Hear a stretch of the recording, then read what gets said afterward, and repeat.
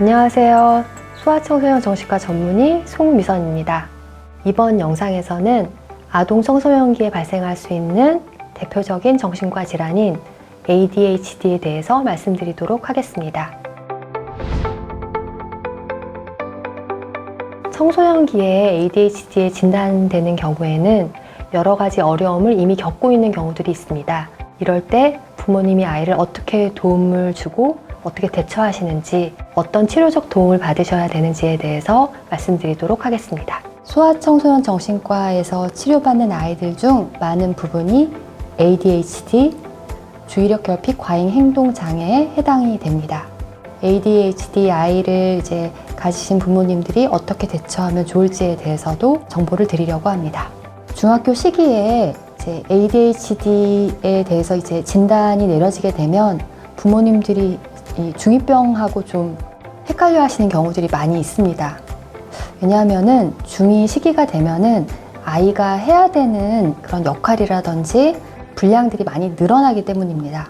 학업적 부담도 급격하게 늘어나게 되고요.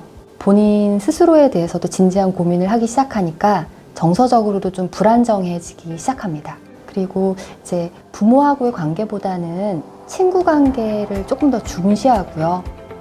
부모님 말보다 다른 어른들의 말들, 그리고 선생님 말들, 연예인 말들, 이런 타인의 말에 더 귀를 기울이는 경향이 생기기 때문에 부모님이 아이가 예전보다 아이랑 대화가 좀 잘 안 되는구나 이런 느낌이 생기실 수 있는데요.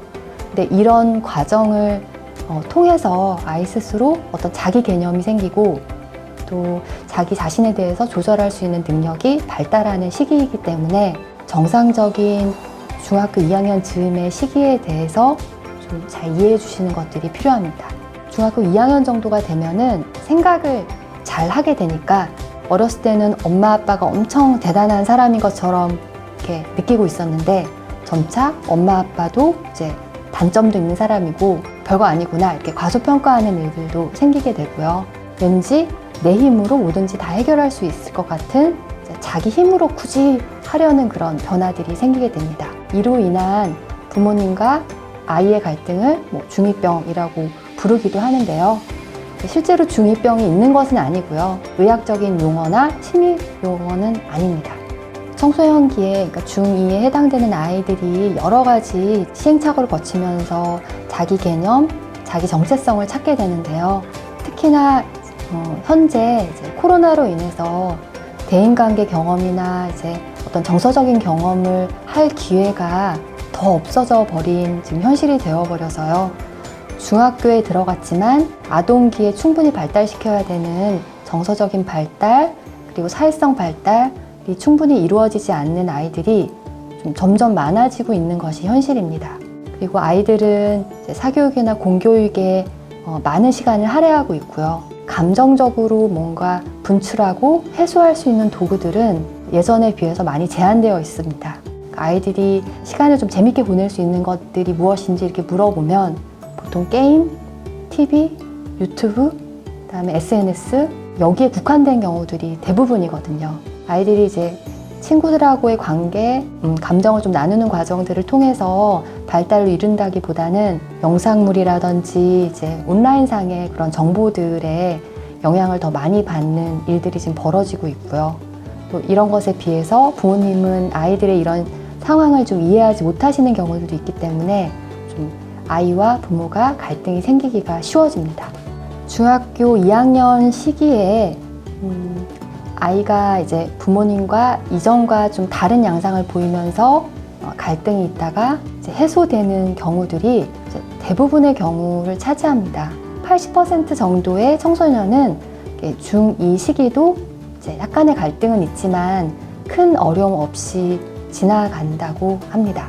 그렇지만 그 이전 단계에 심리적인 발달 문제가 있는 아이의 경우는 청소년기에 적응의 어려움들이 더 부각이 될 수 있습니다.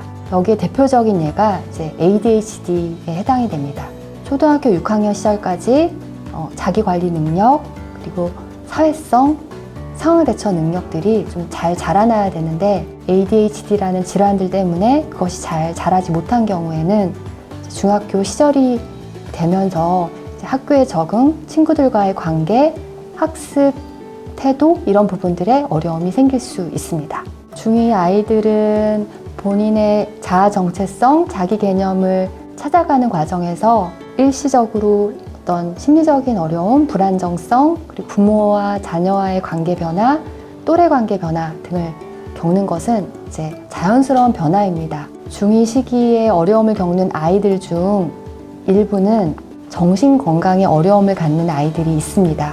대표적인 예가 ADHD에 해당이 됩니다. ADHD에 해당이 되는 아이들은 이제 청소년기가 될수록 이런 기능상의 문제로 인해서 여러 가지 어려움을 겪게 되고요. 주의력 문제 때문에 어떤 불안장애, 기분장애, 그리고 반항장애와 같은 동반 질환이 생기는 일도 있기 때문에 이에 대해서 반드시 평가하고 이제 적합한 치료적 계획을 받는 것이 매우 중요합니다. ADHD라는 그런 진단명은 이제 영어로는 Attention Deficit Hyperactivity Disorder입니다. 이것을 이제 우리말로 풀었을 때 주의력 결핍, 과잉 행동 장애라고 말합니다. 이전에는 ADHD를 주의력 결핍이 우세한 그런 타입, 과잉 행동이나 충동성이 주가 되는 타입 이렇게 나누기도 했었는데요. 이 두 가지가 결국은 의학적인 원리는 같기 때문에 최근에는 이것을 합쳐서 ADHD라고 부릅니다. 한 가지 유념하셔야 되는 부분은 과잉 행동, 충동성이 반드시 꼭 나타나는 것은 아니라는 점입니다. 충동적이거나 문제 행동을 일으키지 않는 아이들, 조용히 멍 때리고 자기 할 일을 제때 하지 못하고 부주의해서 여러 가지 물건들을 흘리고 다니고 정리가 안 되고 이런 아이들도 임상의 경우에서는 많은 부분을 차지합니다. ADHD에 대해서 치료를 권해드리면 인터넷상이나 여러 가지 정보들 상에서 부모님이 ADHD가 진짜 병이 아니라 소아정신과 의사들이 만든 가짜 병이 아니냐 이렇게 좀 오해하시는 경우들도 있습니다. 그리고 이건 병이 아니라 우리가 아이를 잘못 키워서 그렇다. 나이가 들면 다 좋아진다. 옛날에도 다 저런 아이들 나중에 멀쩡하게 잘 지냈다. 이렇게 얘기하시는 경우도 많고요. 그리고 ADHD 치료에서 가장 중요한 부분을 차지하는 약물 치료에 대해서 특히 정신과 약은 해롭다라는 이야기를 하시는 경우가 많습니다. 진단을 내리고 치료를 시작하기 전에 이런 편견과 오해를 바로 잡아 드리는 부분들이 제가 주로 하는 일입니다. ADHD에 대해서 유병률에 대한 조사는 전 세계적으로 이루어지고 있습니다. 서울시에서도 조사를 했고요. DSM-4 기준에 해당되는 아이들은 전체 인구의 대략 한 5% 정도에 해당된다고 보시면 됩니다. 그리고 이런 유병률은 전 세계적으로 동일합니다. 그렇기 때문에 한국 사회에만 있는 병은 아닙니다. 증상이 나이에 따라서 좀 달라지게 되는데요. 어렸을 때는 계속 꼼지락거리고 그리고 자꾸 돌아다니고 집중 못하고 이런 부분들이 좀 더 주가 된다면 청소년기에 들어서는 부주의하다든지 감정을 좀 잘 못 참는다든지 자기가 해야 할 일을 제때 하지 못하는 이런 증상들이 더 많아지게 되고요. 기능의 손상 부분에 있어서도 어렸을 때는 많은 인지적인 그런 능력들이 요구되지 않기 때문에 또래 아이들에 비해서 크게 무언가를 못한다든지 학습을 못 쫓아간다든지 그렇게 보이지는 않습니다. 그리고 특히 인지 기능이 좋은 아이들은 초등학교 시절까지 또 학습적인 기능이나 대부분의 생활을 웬만큼 잘 해내는 아이들도 있습니다. 그렇지만 중학교, 고등학교 시기에 올라가서 자기 스스로 챙겨야 되고 그러면서 자기가 놀고 싶은 욕구 그리고 무언가 하고 싶은데 참아야 되는 것들이 많아지는 시기에는 실질적으로 그 나이에 맞는 능력을 발휘하는데 부정적인 영향을 많이 받게 됩니다.